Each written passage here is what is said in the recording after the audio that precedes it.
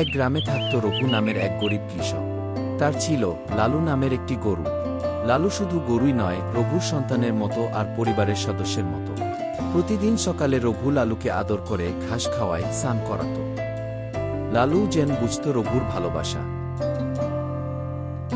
সে প্রতিদিন দুধ দিত, আর সেই দুধ বাজারে বিক্রি করে রঘু সংসার চালাত। কোনোদিন কম দুধ হলে রঘু নিজে না খেয়ে লালুকে খাবার দিত।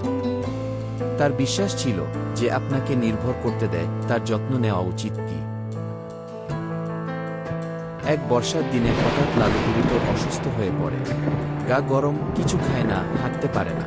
রঘু রাত জেগে পাহারা দিল, গ্রামের শিশু ডাক্তার থেকে ধার করে ওষুধ আনল। নিজের শেষ সঞ্চয় খরচ করেও লালুকে সারিয়ে তুলল। অনেক কষ্টের পর লালু ধীরে ধীরে সুস্থ হয়ে উঠল। রঘুর মুখে আবার হাসি ফিরল। একদিন শহর থেকে এক বড় ব্যবসায়ী গ্রামে এসে রঘুর গরুটিকে দেখে মুগ্ধ হয়ে গেল। সে রঘুকে বলল, এই গরুর জন্য আমি ৫০,০০০ টাকা দেব। এত টাকা তুমি কখনো দেখোনি? রঘু শান্তভাবে বলল, আপনি ঠিকই বলেছেন, এত টাকা আমি কখনো দেখিনি।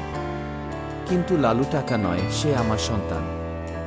আমি তাকে ভালোবাসি, বিক্রি করতে পারবো না। কি? ব্যবসায়ী অবাক হয়ে চলে গেল। বছর কেটে গেল। রঘু তার গরুর দুধ বিক্রি করে সন্তানের পড়ালেখা চালাতে লাগল। অনেক কষ্টের পর তার বড় ছেলে একদিন ডাক্তার হল, আর ছোট মেয়ে স্কুল শিক্ষিকা। একদিন সেই ব্যবসায়ী আবার সেই গ্রামে এলো। শুনল রঘুর ছেলে এখন ডাক্তার। সে তখন বলল, তুমি ঠিক করেছিলে রঘু।